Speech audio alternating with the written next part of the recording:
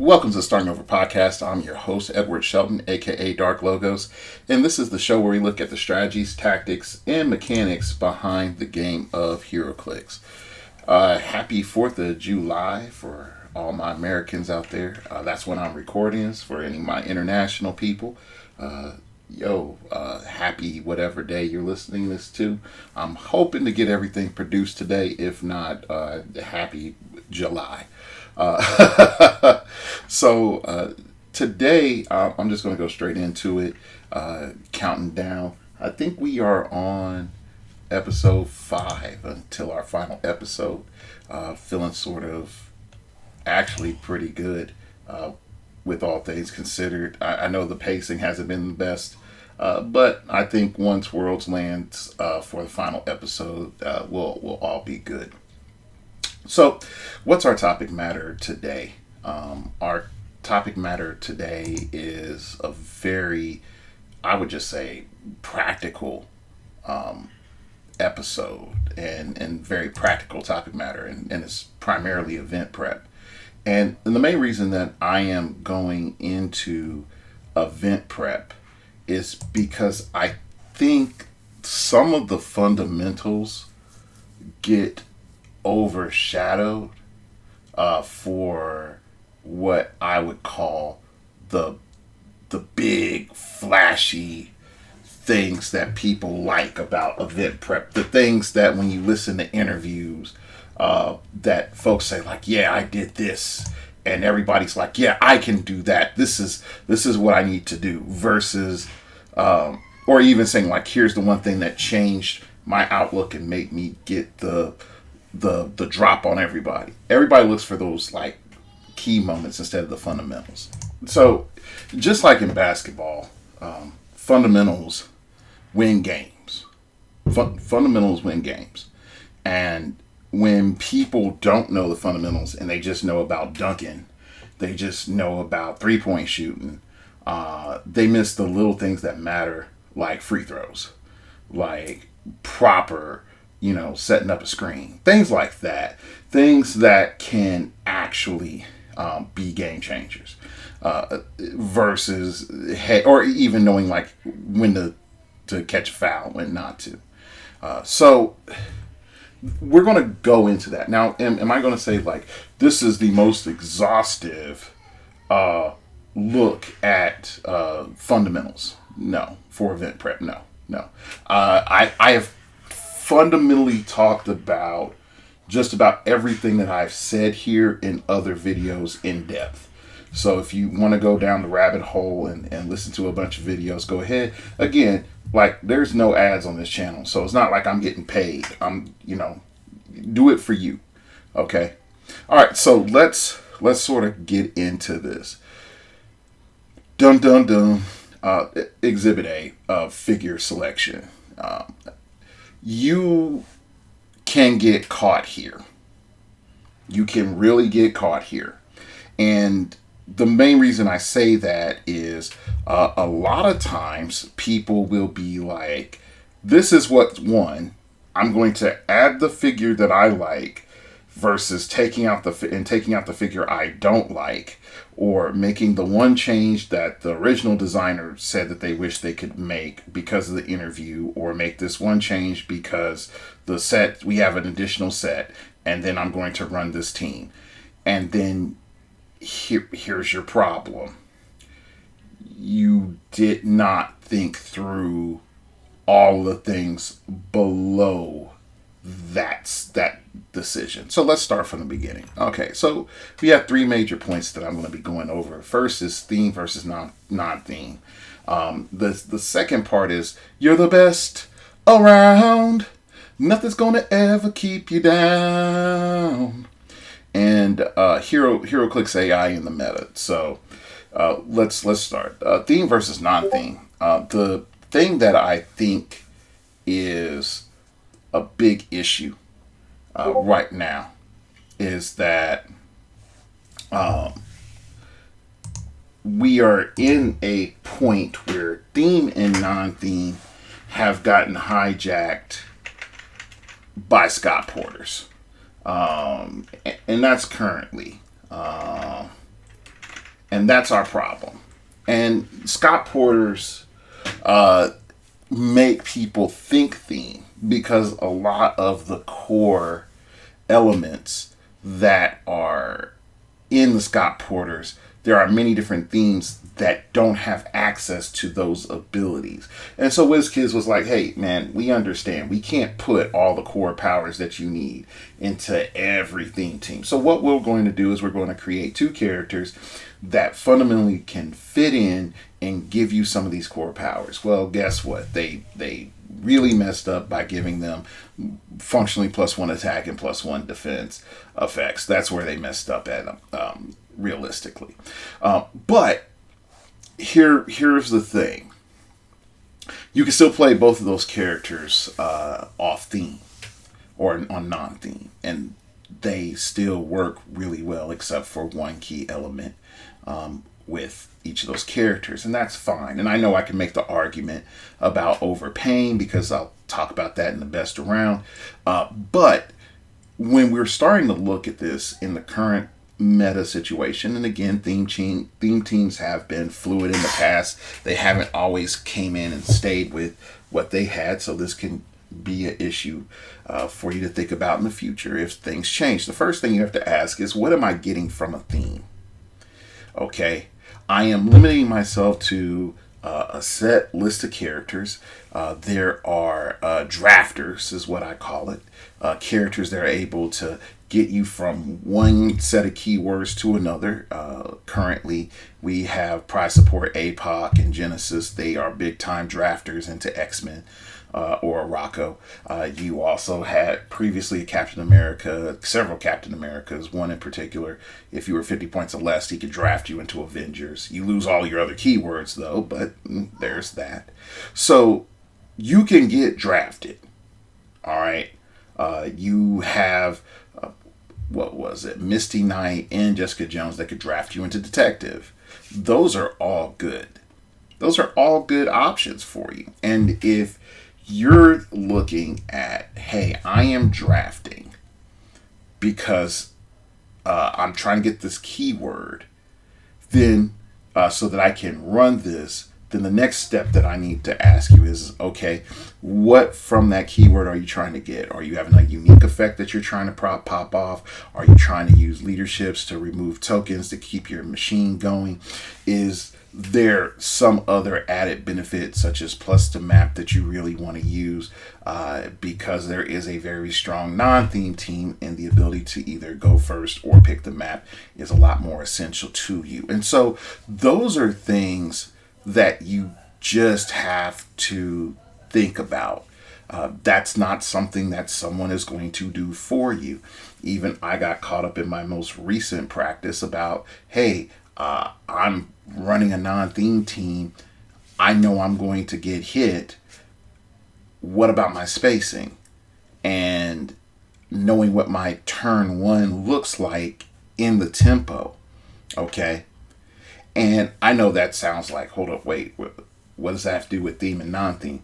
Well, if I'm non-theme, I'm more likely to be picking map. So I need to be mindful of what my tempo is on the maps that I select, and my team accommodate what I want to do with that tempo. So you can hear someone say, like, I control the tempo of the game and this, that, and the other, and for a lot of us, they're like, yeah, man, but we're not breaking it down of saying, okay, so how were you doing that? What were the fundamental things in that team that allowed for you to do that? Okay, theme and non-theme. Okay, well, you're clearly a theme team. Well, were you going first all the time?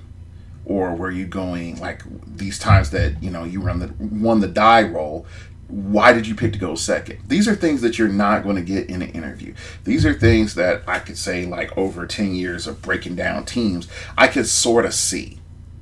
I have good teammates, and they see a lot of things a lot better than I do currently because, you know, I'm dad, I'm teacher, you know, I'm mentor a bit. And so I don't have as much time. But I can still take that time, you know, like during the summer Worlds prep for me, I just start looking at teams. I start looking at what people are thinking. I start looking at ideas. And then I start breaking things down. It's like, okay, so how does this work on theme? How does this work off theme? Okay. So let's go to non-theme. Why are you going non-theme? And primarily, you're going non-theme to be open to all options. You are building for efficiency, and you are building for a multitude of core mechanics that are exclusive when you go theme. For example, there's Legacy Cosmo, and let's just take it another step forward. Another character that you wouldn't like have coexist. Let's just say Notorious Black Adam. Okay, those two characters aren't on theme. All right, to my greatest knowledge, those two characters are not on theme. Now let's just say this, and I'm going to use AC units here real quick. All right, so we're going to have Black Adam, and Black Adam is Justice Society, Legion of Doom, Secret Society of Supervillain, Sinestro Corps. Ooh, well, I didn't know about that one. I need to come back at that. Deity, Mystical Past, Ruler, Warrior. Okay, Cosmo is giving us Annihilators, Guardians of the Galaxy, Animal, Cosmic. All right, so there is no overlap. All right, so what am I not getting? I'm not getting the super great benefit from White Shirt Scott Porter. All right, so in terms of my attacks, I get all the other stuff that he offers, but not really the attack boost. So, okay, then I have Black Shirt Porter. I'm not getting the community rerolls, but I'm getting everything else. All right, so I'm going to combine these two. Why am I combining these two? Well, let's go to Cosmo. He has a power action, and then functionally, he can choose a standard power until your next turn. Cosmo has opposing characters within range, can't use the chosen power.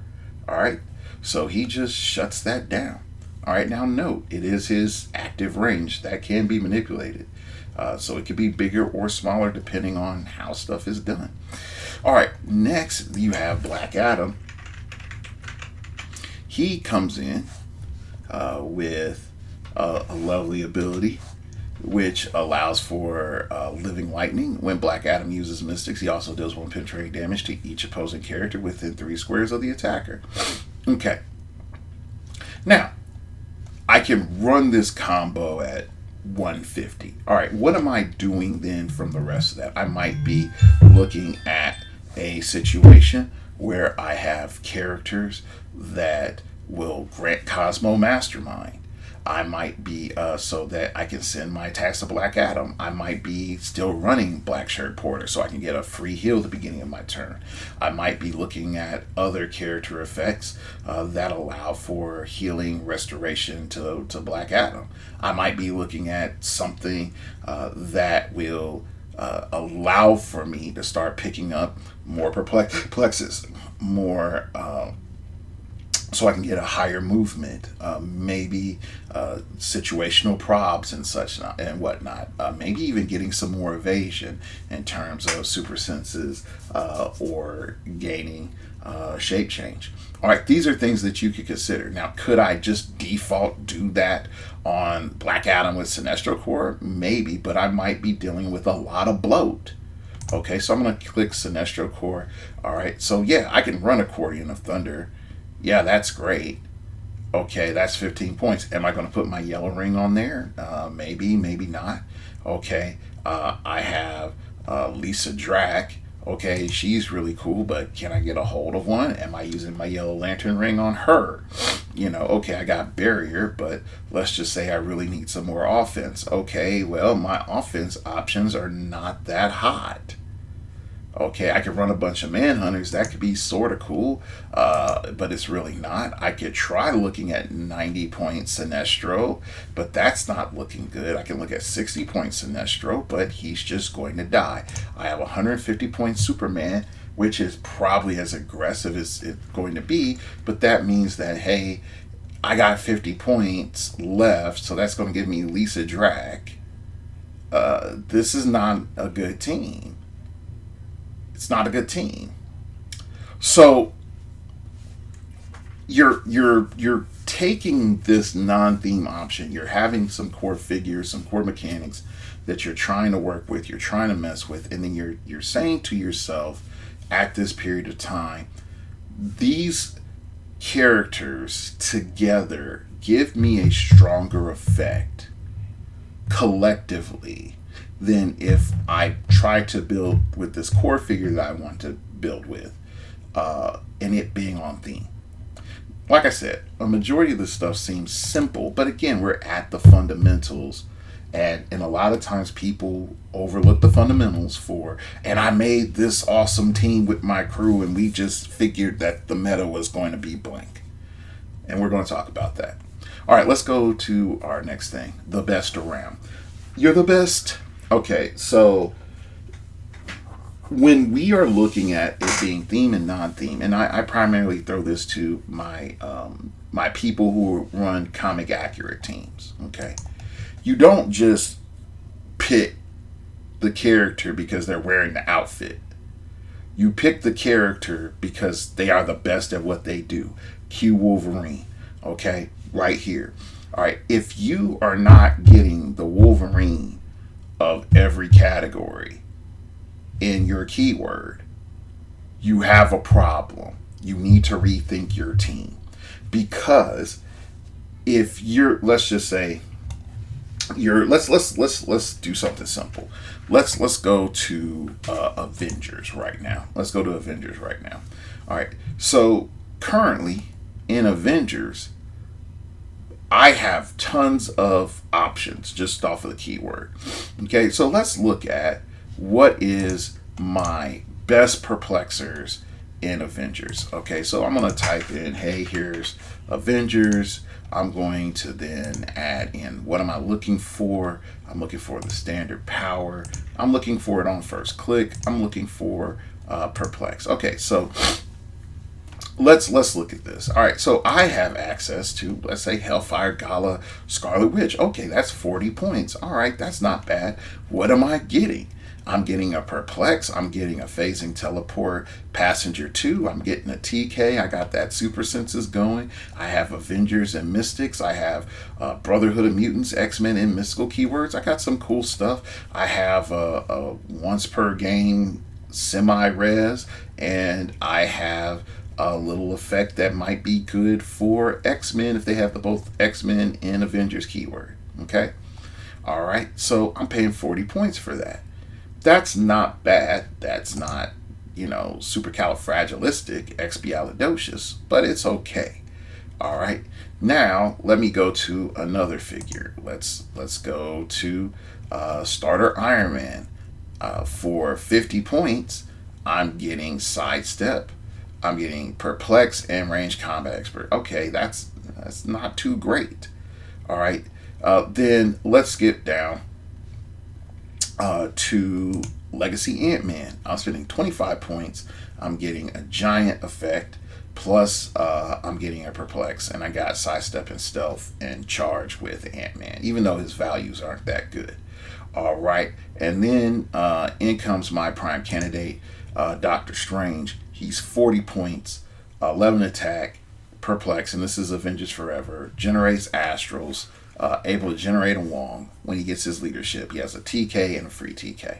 He has super senses, energy shield deflection. Okay, now out of all of those, I need to pick the best perplex for my team. So let's just say I'm in the later stages of my team. There's some core mechanics that's been solidified. All right, I don't have a lot of points. Let's say I have 30 points left. Then I definitely am going Ant-Man. Why am I going Ant-Man? Because he's cheap.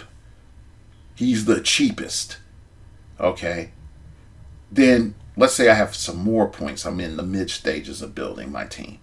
I probably want to go Doctor Strange. Definitely if I know that I'm having some range heavy options.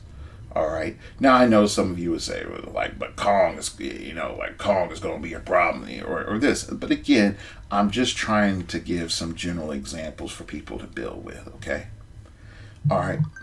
Now, I can also say, hey, I need something that is a little bit sturdier. And in that process of establishing that I need something sturdier, I could easily just be like, okay, well, one of my main attackers has perplex. So let's go to, for example, here. Where'd she go? All right, I'm okay. So let's look at She-Hulk at 75 points. All right, I decide to start with her, even though she's, again, I would argue right now, not the best attacker. But let's say I have her, okay, and I decide to start with her. Then great, that's going to give me a certain degree of it gives me a certain degree of survivability. It gives me the options of utilizing her in a melee situation. But again, like, it's real easy for her line of fire to be shut off. But again, if I'm just looking for an accessible attacker, she might be it. Okay, here's Rocket Raccoon at 35 points from the Guardians of the Galaxy holiday calendar. Okay, what am I getting? I'm getting Guardians TA, I'm getting Wild Card, I'm getting opposing, you call me a what? When an opposing character targets Rocket Raccoon after resolutions, you may choose that Rocket Raccoon can use Charge, Battle Fury, Blaze Claw's Fangs until the end of your next turn. So, you know, there are some nice things that are built into there. All right, so at the end of the day, I need to pick the best perplexer. If I need multiples of them, I need to pick the best multiples of them. Okay? I can't sit back and be like, oh, well, I'm going to pick this guy because I think he's cool. No, you need to pick the best. Even, let's say, we have Avengers Forever. We have Mantis. Mantis is coming in at 25 points. She has a rally option. Rally ability that says remove one of Mantis's rally dice and remove an action token from a friendly character within range in line of fire. That's a bit restrictive. You rolled a 2. That's not good for you. She has in-cap. She has mind control and precision strike on her back end. You're more than likely never going to see that back end. Okay? That's the part that should be on the front with the perplex. And she should be 30 points. And that would have been a way better figure. But, again, she has Guardians TA, so her stats can't be manipulated. So here's what we're stuck with in our thinking is, yeah, which would you rather have, Mantis or Ant-Man? And the truth of the matter is, it's Ant-Man. Ant-Man is far superior to Mantis in every way. All right, so you have to be objective as best as you can be when you're making your selection. Because if you spend too much time, worrying about, is my lineup looking right, or hey, the popular people are saying I should use this, then you're going to come into some problems. All right, next up, AC units. You need to use it. You need to use it. You need to use it. And the main reason you need to use it is, I'm using it now. B, it gives you objective data. It is just the facts, ma'am. So go on to open up AC units, turn to the chapter Explore. Under Explore, I want you to select Meta. And under Meta, for whatever format you're dealing with, you're going to be looking at this month's Meta. And the main reason you're going to look at this month's Meta, you're going to primarily, when you're team building, I do this. And I'm telling you what I do. I'm not going to tell you what you do. You're going to have to develop your own quality assurance standards. I look at the current month and I look at the previous month and I look at the rankings, especially the previous month, because right now we're at the beginning of July. So our current July rankings aren't really that good. Okay. But if we look at our June rankings, buddy, that gives us a good insight of what people are thinking. Okay. If I'm having an event, next week in July, which I don't, I'm going to be looking at these June rankings and being like, okay, well, what's released since then? What are people thinking about? Why are these people thinking about these these characters and whatnot? Okay. And then you start making serious decisions. And so, for example, we'll look at a key new character. Okay, Beast. Beast shows up in 56 teams. All right, he's number 27 on the list. He's new. Oh, but like right below Beast is the Lucas, PJ, and Scott card. I mean, Scott Pog. All right, so that moved down 8 spots from number 20. Okay, so when it came out, it peaked at 20. All right, so people aren't really thinking about that as much as they were. This bystander's on 52 teams.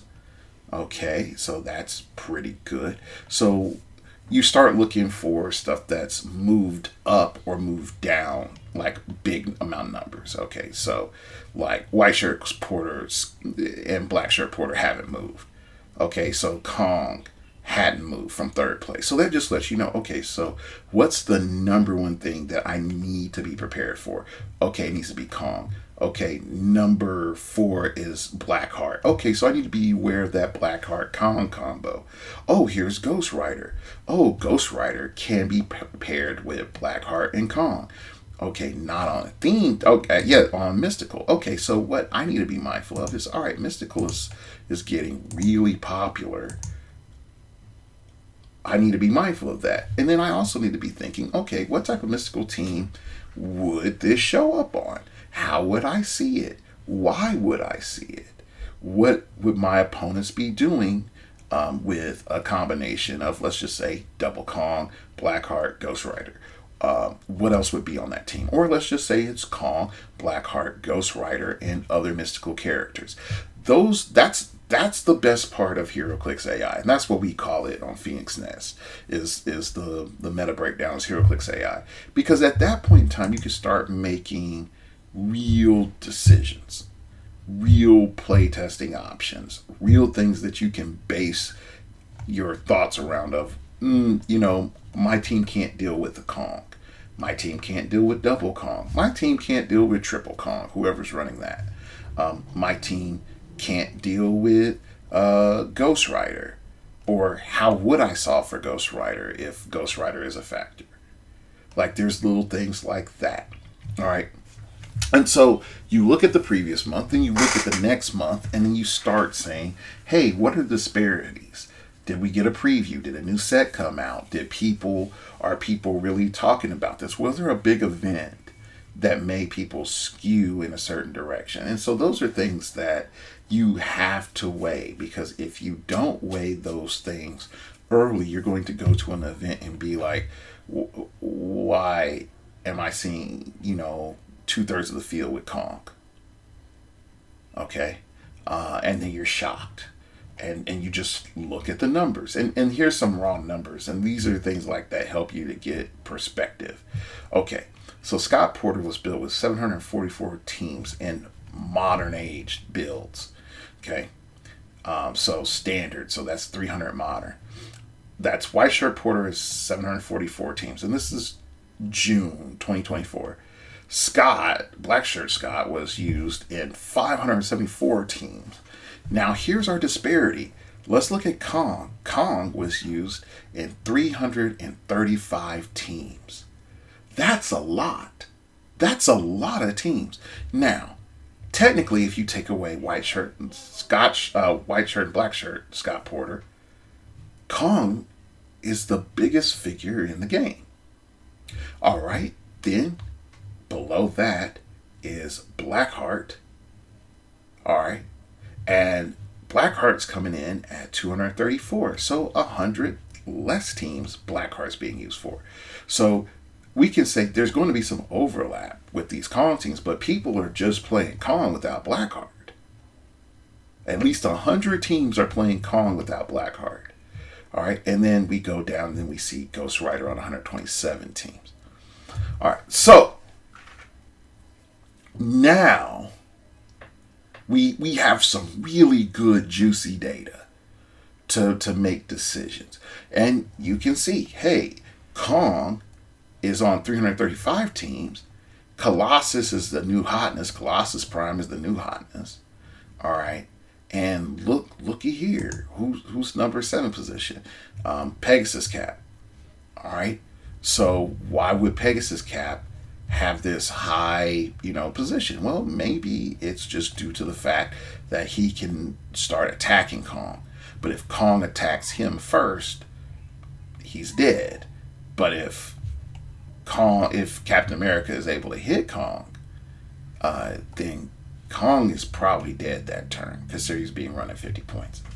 All right, so you see, just from looking at one chart, taking time and thinking through why are people doing these things, I can build a very competitive meta-based team. I can build a very counter meta team, just real simply, without much effort. Okay. Now, again, these are the starting phases of it. If you want to come back and say like, well, hey, I look at this and I believe this. Okay, where do your beliefs line up in the community? Now, your beliefs can be correct. Okay, just because something isn't popular doesn't mean that it's not good. Okay, so that's really important. Just because something is not popular does not mean that it is not. It doesn't mean it's not good. What it does mean is that whatever you're seeing, a majority of people aren't seeing. All right, so let's go back to this Kong disparity. Kong's coming in at 335 teams. Let's go ahead and look all the way down at let's say the number 25 figure. 25 figure. That's Arachnite. Arachnite is on 58 teams. Okay, does that mean that Arachnite is a bad figure? No, it doesn't. And above Arachnite is Prime Hulk and Necron. Does that mean that those are bad figures? No, it doesn't. But what it does mean, when we're looking at those teams, are less people are thinking about utilizing these figures and more people are thinking about some other key factors, such as, hey, where am I getting my momentum from? If I have this, these multitude of options that Kong can generate, why am I not doing a few other things as well? Like, I can run Kong and I can run Hulk. I can run Kong and run Necron. I can run Kong and run Arachnite. Like, these things are not exclusive to each other. But more than likely what people are looking at is saying like, hey, these are options that I might be running with my Kong team, or I might not be running with my Kong team to be on theme or not on theme. Because if we look at Arachnite's mystical, Hulk is a monster, and Necron is a monster. All these things still come in and work well with Blackheart, still work well with Kong. Okay? All right. So we've covered that. Let's go ahead and go to our next phase. All right. Establish reasonable goals. Establish reasonable goals. A lot of people do not have reasonable event goals. Okay? They don't. And I'm not saying think low or be small-minded or you're just started. You have no chance of winning any event ever. I'm not saying that. But a lot of times you need to have reasonable, obtainable goals so that you continue on. And having high and lofty goals end up, unfortunately, it becomes the cause of our depression. And I know this by working with a lot of teenagers and kids. We tell kids you can be anything, and then they'll be like, well, how do I do that? And then they're just like, go out there and you'll find out. And we don't give them any solid information. Okay. All right. So first thing, these are the reasonable goals that I believe that 90% of players need to have when looking at a tournament, that they don't have and they don't think about, and it's not sexy to talk about on a podcast. All right. So the first goal, I think, is exposure. Exposure. You need to be exposed to the competitive environment and what it's like and what it demands and what that means to you and what that does to you. Okay? Like, if your goal is I'm going to go to a tournament and I'm going to just go hardcore with my brain the entire time. Oh. Okay, you do that. You do that. How did it turn out for you?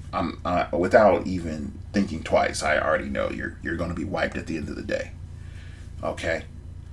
Uh, a lot of times, what will end up happening is that players are hot stuff in their local venue. They are one of the best players in their environment, and guess what? They really hadn't been checked nor tested. And because they haven't been checked nor tested, they have a false sense of self. And they think the fact that they've been winning with Iron Hammer for the last 3 months, that they're the best player in heroclix, because of course Iron Hammer is the best figure ever. Which Iron Hammer is not a bad figure. But on the other end, when you start dealing with that Kong meta, can you hang? Are people in the local venue playing Kong? Let's just say their local store doesn't get Kongs, and most people aren't going online looking for deals and really up to date on all that heroclix jazz. Okay, so now you're dealing with some different realities. Okay, and that is important. So humble yourself, go out there, see how you deal with this world. And I think a lot of people don't want to do that because, again, we are taught that you're great and you're awesome as you are and you don't need to improve yourself. And that's not true. If you want to win, if you want to be successful, you have to put in the time to improve yourself. And if you're listening to this podcast, you're taking time to improve yourself. All right, next up is data gathering, especially when you have multiple events back to back. You have one event at the 1 month, and then 3 weeks later you have another event. You need to see what people are playing. You need to see how are you responding to that. I know a lot of times I have responded poorly to some matchups because practice told me I was going to lose, and some of my goals might be to have that positive mindset. I need to go out there and be observant. Don't take it personal, okay? And that's important. But you also need to gather data on your opponents. You need to gather data on yourself. Being a majority of the game is not the figures. I kid you not. The majority of the game is not the figures. Like anybody that tells you the majority of this game is the figures is playing 2D chess, and I'm trying to teach you, fourth dimensional existence. Okay? When you are observing, for example, there is a player in this game who is a dominant player that has not changed their playing style since they had a major win. I'm not going to say what type of win that was and what scale. Okay? I know that person plays this way. I've been gathering data on this person for years. Does that mean that I can automatically beat that player? No. But what that means is that how that player plays is no surprise to me. What that player is going to do is going to be no surprise for me. That is important data. Okay? If I look at myself as a coach of a major league sports team, I'm going to go look at my opposition and see how they play. What are their plays? What are the decisions that they're making? Does that mean that you're always going to be able to read, the room and know what everyone's going to do? No. But you have 5, 6, 10, 20 events with the person, and you don't know how they play and you don't know what they're doing, you're foolish. You need to gather data. Next, this is a lot more direct, practical. You need to look at your placement. Placement is something that is a lot bigger in chess than heroclix because of notation. You can do notation in heroclix. It's just time consuming, and I really recommend that you don't do that at this level of the game.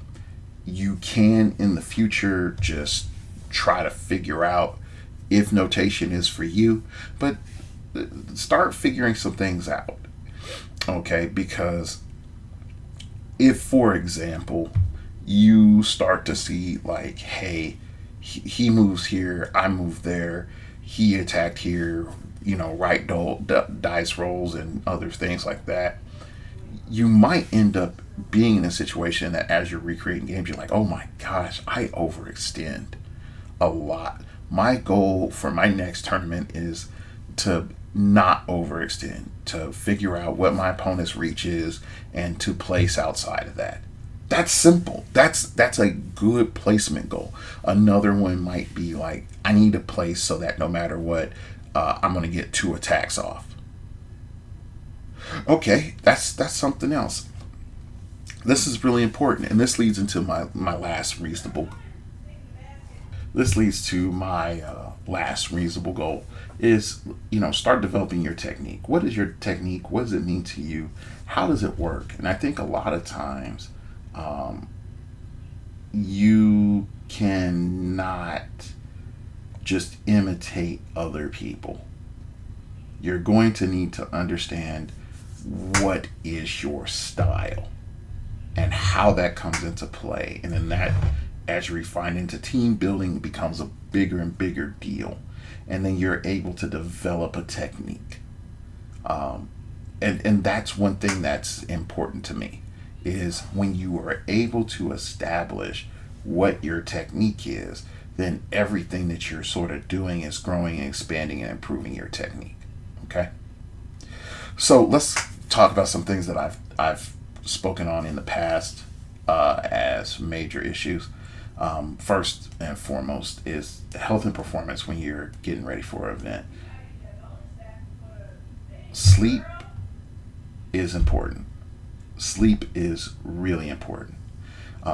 We underestimate how much sleep affects performance. In some cases, we have too little sleep, thinking that we're going to ride this adrenaline dragon and that's going to help us out, not understanding we're robbing Peter, Paul, James, and the rest of the apostles to pay back, Jesus at the second coming. Okay, in terms of our bodies, we need sleep. I'm not saying that you need 8 hours sleep. I have a CPAP. I haven't had to sleep for 8 hours since I've had a CPAP. Again, your brother's overweight. Okay, it helped me solve my brain fog issues, and I actually believe I would be dead if I didn't have my CPAP, because I was having heart pain as I slept.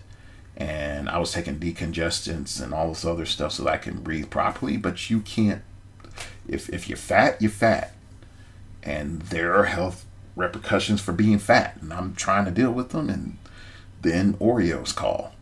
And that becomes a problem. And that's something like, those are the consequences of my decisions. I'm not going to glorify it. But I'm going to tell you is it's like, look, that affects my sleep. My weight affects my sleep. If I don't have a day full activity, it affects my sleep. You need to figure out what affects your sleep. You need to get that 6 to 8. Okay. And for a lot of us, even let's just say we're getting 8, are we getting that REM sleep? Are we getting that deep sleep?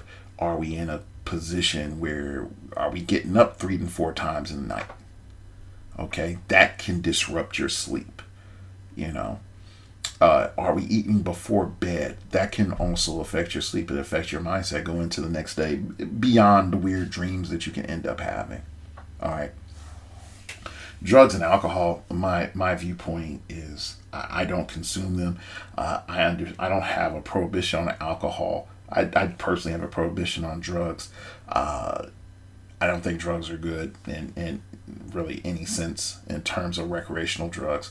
That's my opinion, and I will state that's purely my opinion. That's not necessarily science backed. If you come back with me about stats on weed or this, that, or the other, I'm going to be like, yes, I understand. That's my opinion. This is, that's just how I feel. But when it comes into alcohol, the main thing with alcohol, I would say is, if you're going to drink alcohol, drink it at the end of the tournament. Drink it not before, at the end of the event, and it's all over. Consume alcohol. And here's why. Alcohol has multiple effects, multiple long-term effects on you in terms of your cognitive performance. The first is dehydration. That's the first one. Okay. We don't drink enough proper water. Okay. I'm just throwing it out there. If you had pure water, your body would just piss it out. Okay. You would not process it. You need minerals. You need other things in your water so that your body can hold on to that water in a healthy manner. All right. A majority of us are drinking bottled water it's not really helping us in that format. Tap water is really not helping us in that format. And so yes, you should be drinking a mineral water if you're trying to stay hydrated or get a mineral substance to add in there. I'm not sponsored by LMNT, but I'm pretty much using it, and I've noticed a change in my hydration and how things are going. Using it, I'm not sponsoring it. I'm not telling it's for you. I'm not saying that it's the best thing ever. I'm just saying it's helped me. But when we going back to that dehydration element with alcohol, this affects our neurons really, really badly. Okay. And then we have, impaired functionally decision making on top of that while you're in the middle of a tournament. That can be a problem. Lack of memory recall. It's just not a good look. But here's the other thing that becomes a factor is that once we enter into this, dehydrated state, we're not hydrating back. We're also not putting in things that are going to be helpful. Like if we're drinking alcohol, we're primarily eating high amounts of fatty foods and breads and things of that nature. Okay. So when we're doing this, guess what? These things also can inhibit our cognitive performance. So we're just stacking a huge dump of bad decisions at a time. Very few people are like, I'm going to have a Merlot and a salmon salad. Like, that's not heroclix players. It's like, I'm coming to get my beer and wings, my whiskey and my pizza, or my bourbon and my pizza, and I'm ready to go. Okay. All right. The other thing that I just sort of put in is this, like with the recreational drugs, if you put yourself in a bind and folks are just thinking, well, that's Harry, Larry, and Jill, and you're out, you can, in some cases, light in, you miss a turn because you were impaired. On the serious end, there are very few people that are medical professionals that can identify overdose or anything like that. Now, again, you come at me with, I just smoke weed, man. Again, this is my opinion, and I understand that in general, weed would not cause you to overdose to the point where you could lose your life. But I also do understand that a lot of these dealers put fentanyl and PCP and other things inside of their weed. And a lot of times folks are smoking more than just weed. Now, again, you can be like, I go to the distillery, man. Okay. I don't know. I'm not about that life. I don't know about that life. Okay. I just know some things I dealt with working in a hospital. All right.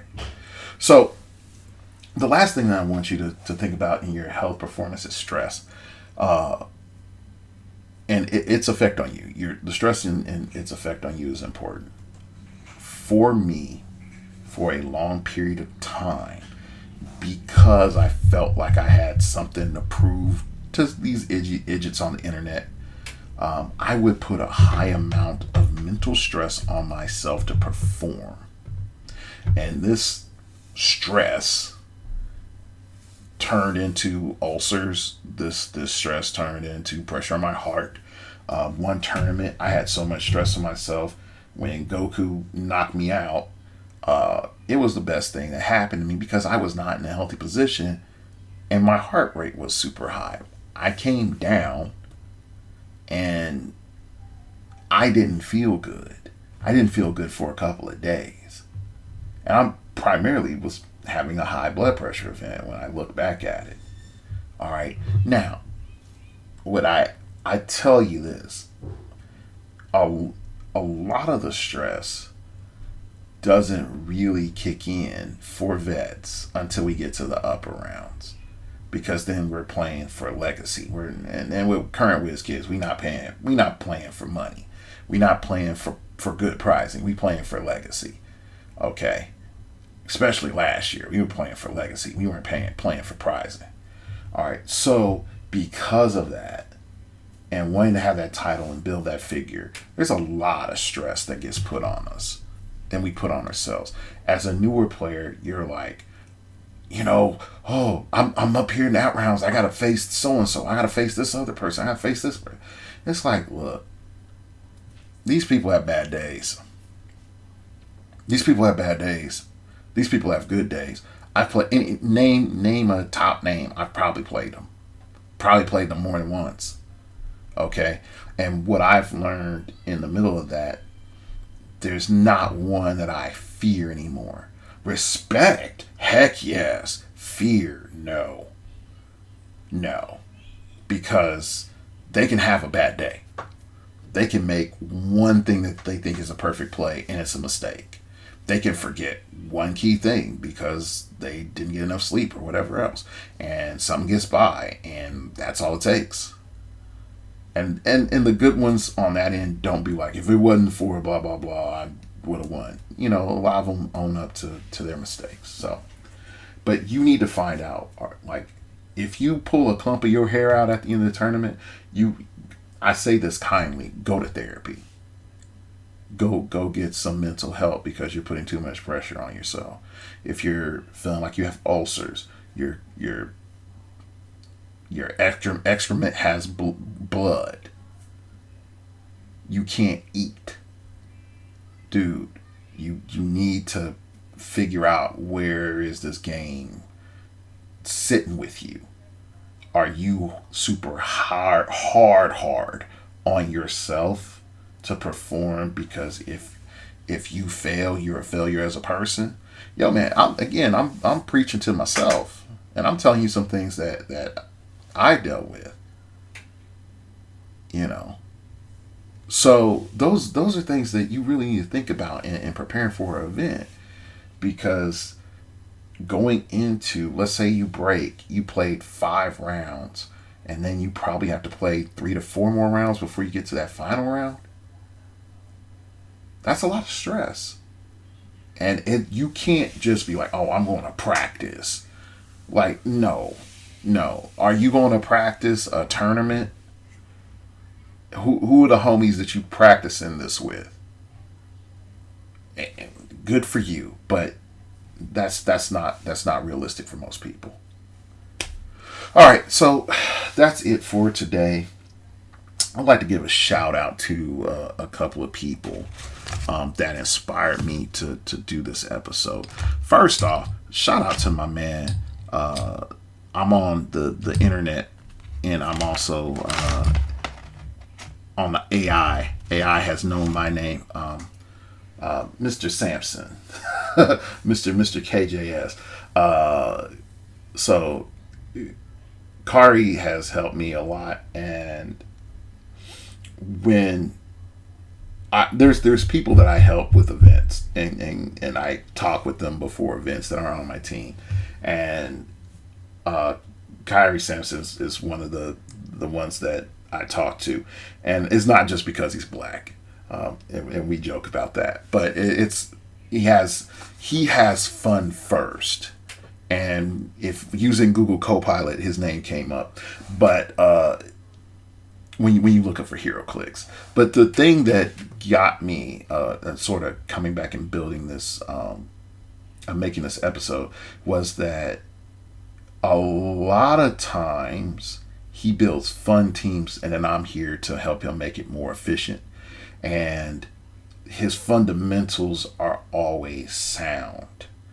And I start thinking through, I'm like, okay, so it's just us getting your efficiency along with your vision. And so, like, the first part is primarily inspired from my conversations with him, and the second one is my man Lucas Van Hollen, because we're in the lab right now, and Lucas in particular has been hitting it hard, going to multiple big events this year, and we are going through functionally the process of testing our own decision making of like, I think, I feel, I know. And then we're sort of quantifying those down a bit more and saying like, hey, you have some acceptable losses, and or hey, can we play around this? Okay, what are the pros and cons of these things? So I really I realize that a lot of people don't have a person like Lucas to give them a lot of the fundamental basics of thinking about a team and prepping for an event. So that's the other thing. So you can go check out Lucas's channel. I think it's like Luca Van something. I think that's his channel. So but yeah, so that's it. So I'd like to thank you all for listening. I'd like to thank you all for watching, if you're watching. And remember, we all have to start over.